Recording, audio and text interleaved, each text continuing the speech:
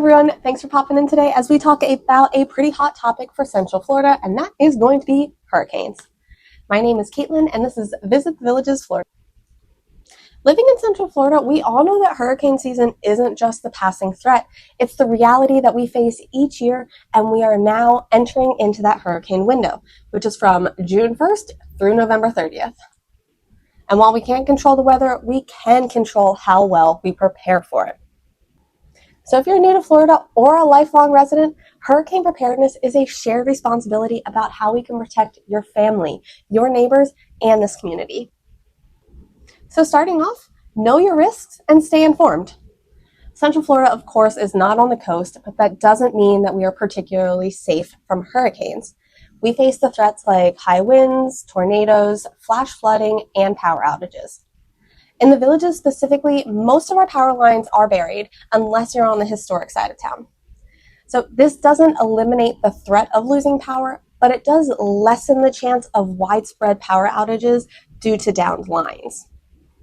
A big thing that we'll see most commonly is going to be flooding and high winds. With the amount of multimodal tunnels that are below ground level, they will be the first areas to flood, making golf cart travel especially hazardous when we are in that hurricane window. So how do you stay informed? Download official apps like the FEMA app or the Florida Storms app. Follow local meteorologists and the National Hurricane Center. And then sign up for local emergency alerts. Each Florida county offers them, and make sure your phone number and email are registered with your county's emergency management office.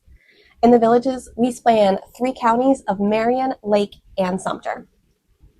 The second step is developing a personal and household disaster plan. Here's what that should include. So you want to know your evacuation routes. Do you know if you're in an evacuation zone?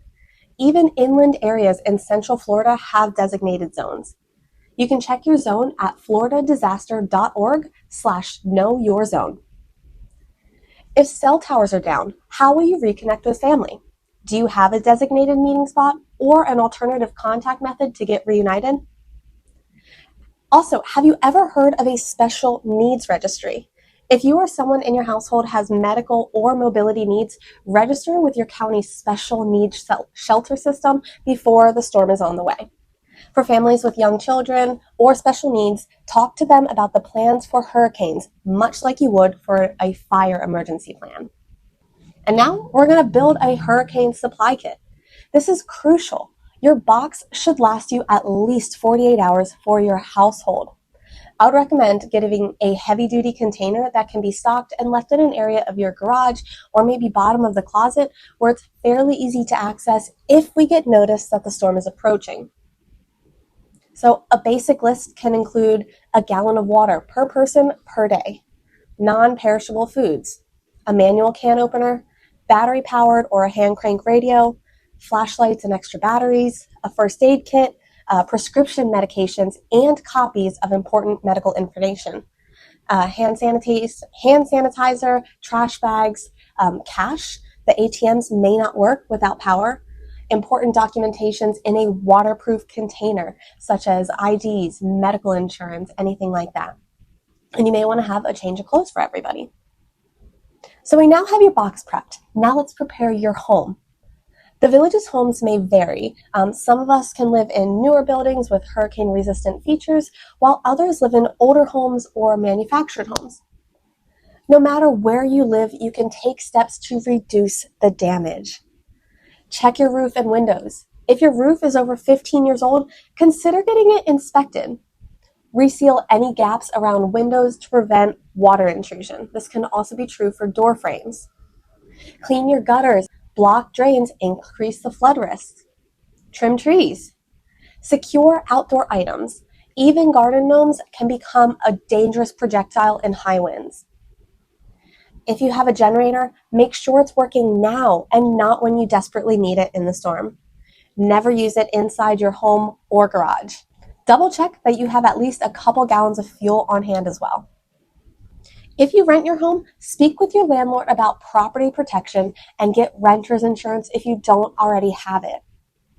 All right, guys, this is the big one. If you take anything from this video, please, please, please pay close attention to this next section, and that is understanding your insurance and document everything.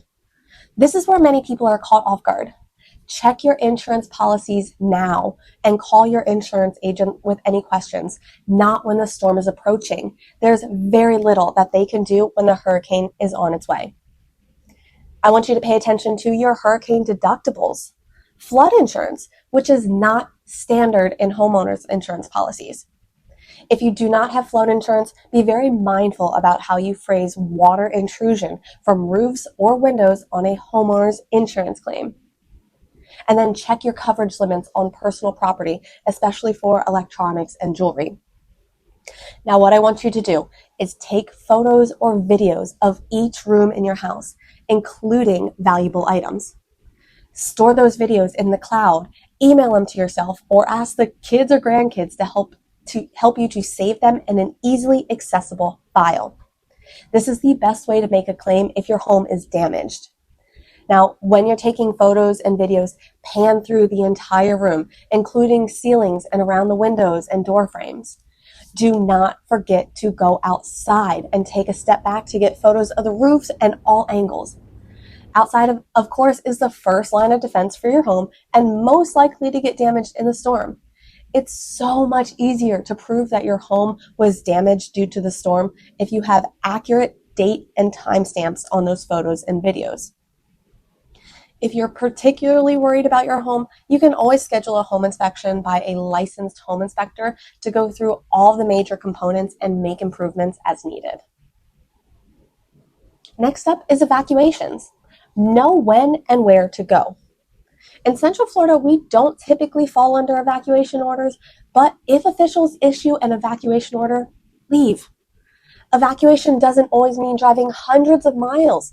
Sometimes just getting to a friend's house on higher ground just a few miles away is all you need. If an incoming storm predicts widespread evacuations for Central Florida, what I want you to do is fill up on gas early. Gas stations may run out quickly, especially those immediately near an interstate or turnpike ramp. Know where the shelters are, including pet-friendly ones. Keep an emergency kit in the car. And then bring an ID and proof of residency if your ID does not match your home address. You might need it to return back to the damaged areas.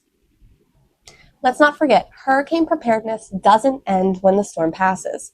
Stay indoors until authorities say it's safe. Avoid flooded roads. Just 6 inches of water can knock you off your feet, and a foot of water can carry away a car. Golf carts are especially vulnerable when traveling in the tunnels that may have debris blocking the drains. Avoid down power lines, even if they don't look live. And then use generators safely. We want them to be outdoor and away from windows. Guys, don't rush things. Insurance claim, repairs, and recovery take time. Take care of your health and your health of the family. Unfortunately, many people can get scammed by making too quick of a decision and signing papers for repairmen without knowing exactly what you're responsible for and what insurance can help you out with. I know this isn't the most fun of topics, but hurricanes are a fact of life here in Central Florida. So remember, stay informed, be proactive, not reactive. As a local realtor here in the villages and surrounding areas, we have many homeowners that are snowbirds or not in town when hurricanes hit. For any of my clients, send me a message if you are not around, and I'll do a drive-by of your home and walk around the outside to send you photos of what the property looks like after the storm when it's safe to do so. There are also home monitoring companies that you can hire to go into your home on either a weekly or monthly basis, but when you do that, please make sure that you screen them thoroughly and that you can verify that they carry insurance to properly protect your investment. Thank you for sticking around for the video, and if you have any questions about the real estate market here in the villages or surrounding Florida, give me a call. So hopefully I'll see you around, and stay safe this hurricane season.